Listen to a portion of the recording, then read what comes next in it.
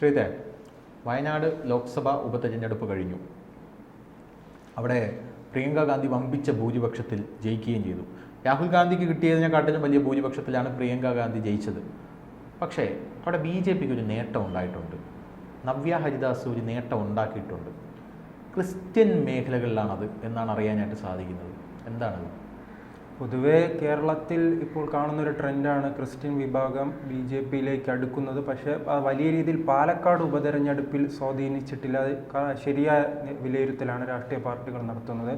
പക്ഷെ അത് നാം ചേലക്കര നോക്കുമ്പോഴും വയനാട് നോക്കുമ്പോഴും ക്രിസ്ത്യൻ വിഭാഗത്തിൻ്റെ വലിയ രീതിയിലുള്ള വോട്ട് BJPയിലേക്ക് ഒഴുകിയിട്ടുണ്ട്. പ്രധാനപ്പെട്ട പുൽപ്പള്ളി, അതോടൊപ്പം തന്നെ മുള്ളംകൊല്ലി എന്നീ സ്ഥലങ്ങളെല്ലാം ഉണ്ട്. അതെല്ലാം പ്രധാനപ്പെട്ടതായി ഈ സുൽത്താൻ ബത്തേരി, മാനന്തവാടി പ്രദേശങ്ങളിലെല്ലാം ക്രിസ്ത്യൻ വിഭാഗത്തിന് വലിയ രീതിയിലുള്ള സ്വാധീനമുള്ളതാണ്.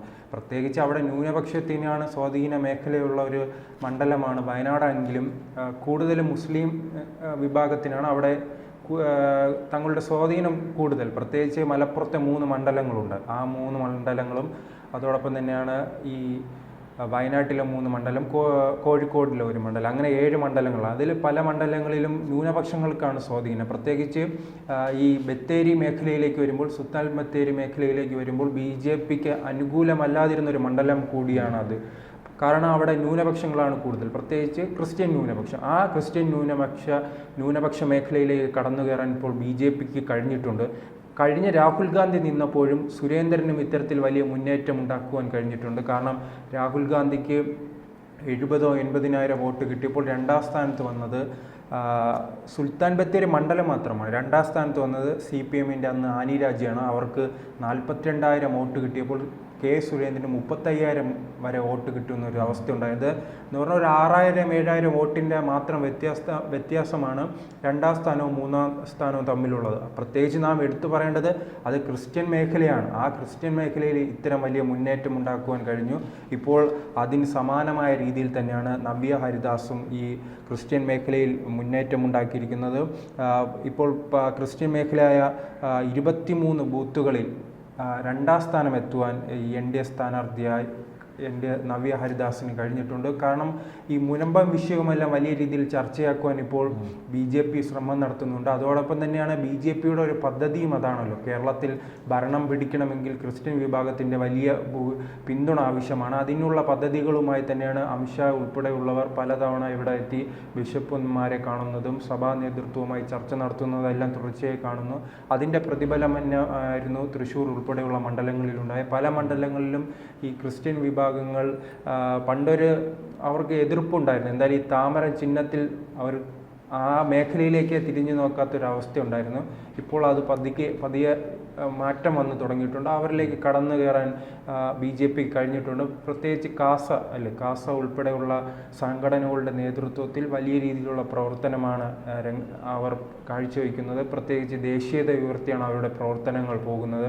അതോടൊപ്പം തന്നെ അന്ന് പാലാ ബിഷപ്പിൻ്റെ ഒരു പ്രതികരണം ഉണ്ടായിരുന്നു, നാർക്കോട്ടിക് ജിഹാദ്. ആ പ്രസ്താവനയ്ക്ക് ശേഷം ഈ ഇസ്ലാമിൻ്റെ ഭാഗത്ത് നിന്നുണ്ടായ ചില പ്രതികരണങ്ങളും ആ പ്രകടനവുമെല്ലാം ഈ വലിയ രീതിയിൽ തന്നെ ക്രിസ്ത്യൻ സമൂഹത്തെ സ്വാധീനിച്ചിട്ടുണ്ട്. അതോടൊപ്പം തന്നെ കോഴിക്കോട് തിരുവമ്പാടിയിൽ ഇവിടെ ഒരു ലവ് ജിഹാദ് ആരോപണവുമായി CPMൻ്റെ ക്രിസ്ത്യൻ നേതാവ് തന്നെ രംഗത്ത് വരുന്ന ഒരു സാഹചര്യം ഉണ്ടായിരുന്നു. അത്തരത്തിൽ നിരന്തരം വിമർശനങ്ങളെല്ലാം ഈ ഇസ്ലാമിൻ്റെ ഭാഗത്തു നിന്നും ക്രിസ്ത്യൻ വിഭാഗത്തിനെതിരെ ഉണ്ടാകുന്ന പശ്ചാത്തലത്തിലാണ് അവർ എന്തായാലും BJPയോട് അടുക്കാനുള്ള സാധ്യത കാണുന്നത്. അതോടൊപ്പം തന്നെയാണ് ഈ വികസന പ്രവർത്തനങ്ങളും അവരിലേക്ക് എത്തിക്കാനും BJP ശ്രമം നടത്തുന്നു. അത് ഒരു പരിധിവരെ ഈ വയനാട്ടിലും വിജയിച്ചിട്ടുണ്ട്, ചേലക്കരയിലും വിജയിച്ചതായിട്ടാണ് ഈ വോട്ടിംഗ് ശതമാനം സൂചിപ്പിക്കുന്നത്. പക്ഷേ പാലക്കാട് അത് വലിയ രീതിയിൽ പരാജയപ്പെട്ടിട്ടുണ്ട്. പൂർണ്ണമായി തന്നെ ഈ ന്യൂനപക്ഷങ്ങളുടെ വോട്ട് കോൺഗ്രസിന് അനുകൂലമായി രീതിയിൽ പോൾ ചെയ്യുന്ന ഒരു അവസ്ഥയുണ്ട്. പണ്ട് നാം പൊതുവെ ഈ കേരളത്തിൻ്റെ ചരിത്രം എല്ലാ കാലത്തും ഈ ന്യൂനപക്ഷത്തിൻ്റെ വോട്ടുകൾ കേന്ദ്രീകരിക്കുന്നത് UDFിലാണ്. പക്ഷേ ഇടക്കാലത്ത് UDFുമായി ഈ കേരള കോൺഗ്രസ് മുന്നണി മാറുന്നതും മറ്റ് തർക്കങ്ങളുമെല്ലാം ഈ UDFിൻ്റെ ഈ മുസ്ലിം ലീഗിനോടുള്ള പ്രീണന നയങ്ങളെല്ലാം ഈ ക്രിസ്ത്യൻ വിഭാഗത്തെ CPM അനുകൂലമാക്കിയിരുന്നു. ആ CPM അനുകൂലമാകുമ്പോഴായിരുന്നു വീണ്ടും CPM മുസ്ലിം പ്രീണനവുമായി രംഗത്ത് വന്നതിന് പിന്നാലെയാണ് ആ ഘട്ടത്തിൽ ആ സ്ഥലത്തേക്ക് BJP കടന്നു കയറാൻ ശ്രമിക്കുന്നത്. അത് ഒരു പരിധിവരെ മധ്യ തിരുവിതാംകൂറിലെ പല മണ്ഡലങ്ങളിലും വലിയ സ്വാധീനം ഉറപ്പിക്കാൻ കഴിഞ്ഞിട്ടുണ്ട്. പ്രത്യേകിച്ച് ഞാൻ പറയുന്നത് മധ്യ തിരുവിതാംകൂറിലാണ്.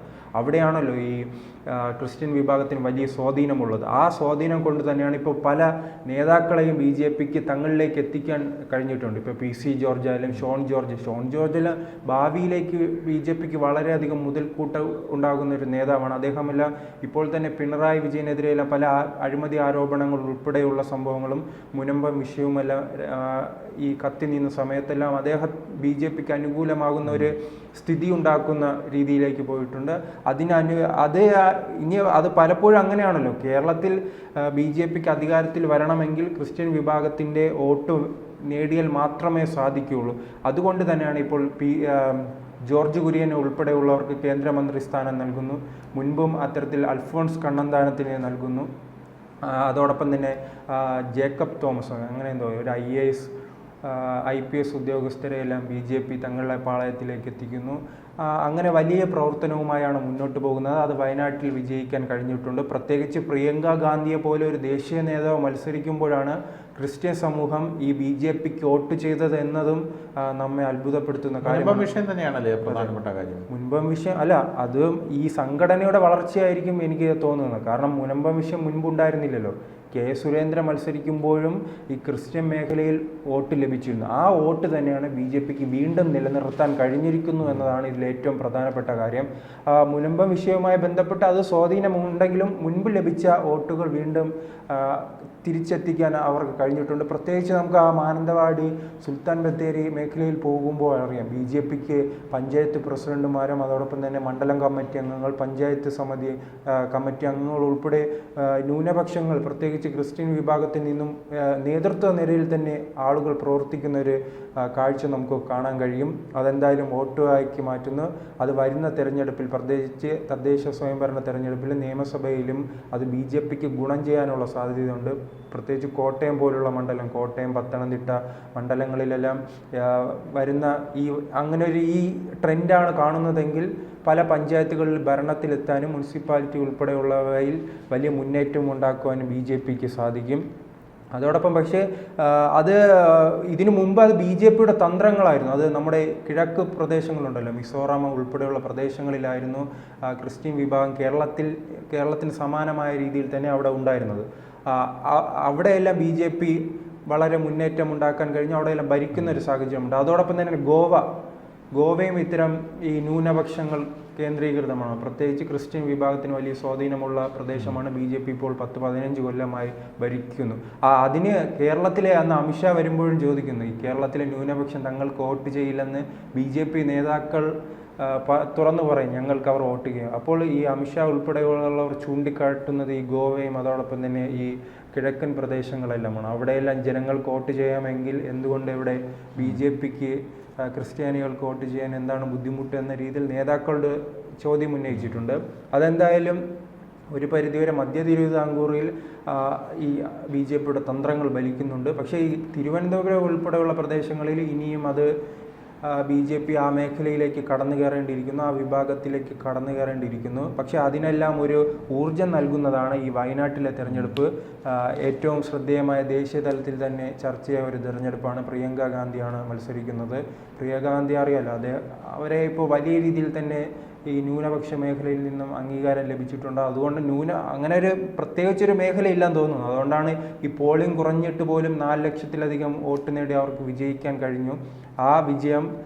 ആ വിജയത്തിനിടയിലും ഈ നവ്യയ്ക്ക് കിട്ടിയത് BJP നേതൃത്വത്തിന് തന്നെ കണ്ണു തുറക്കുന്ന അവരെ തന്നെ ഞെട്ടിച്ചിരിക്കുകയാണ്. കാരണം ന്യൂനപക്ഷ മേഖലയിൽ നിന്ന് എന്തുകൊണ്ട് ഇത്രയും വലിയ വോട്ട് ലഭിച്ചു, ആ തന്ത്രങ്ങൾ അവർ എല്ലാ മേഖലയിലേക്കും പടർത്തുവാനുള്ള സാധ്യതയുമുണ്ട്. എന്തായാലും നവ്യ ഹരിദാസ് സുരേന്ദ്രൻ ലഭിച്ച വോട്ട് പോലെ ലഭിച്ചിട്ടില്ല, അതും മറ്റൊരു കാര്യമാണ്. ആകെ സുരേന്ദ്രന് 1,40,000 ലഭിച്ചപ്പോൾ നവ്യയ്ക്ക് 1 ലക്ഷം വോട്ട് നേടാൻ കഴിഞ്ഞിട്ടുണ്ട്. പക്ഷെ അത് 2 പാർട്ടിക്കും ഉണ്ടായിട്ടുണ്ട്. CPMന് വലിയ രീതിയിൽ തിരിച്ചടി ഉണ്ടായിട്ടുണ്ട്. ആനി രാജയ്ക്ക് 2,80,000 സംതിങ് വോട്ട് ലഭിച്ചപ്പോൾ ഇപ്പോൾ അതിൽ വെറും 2 ലക്ഷമായി സത്യം മുഖേരിക്കും കുറഞ്ഞിട്ടുണ്ട്. അത്തരം തിരിച്ചടികൾ ഉണ്ടാകുമ്പോഴാണ് BJP ആ മേഖലയിലേക്ക് കടന്നു കയറിയിരിക്കുന്നത്. പ്രത്യേകിച്ച് ക്രിസ്ത്യൻ വിഭാഗം തിങ്ങിപ്പാർക്കുന്ന മേഖലയിൽ വലിയ രീതിയിൽ വോട്ട് വർദ്ധിപ്പിക്കാൻ BJPക്ക് കഴിഞ്ഞിട്ടുണ്ട്.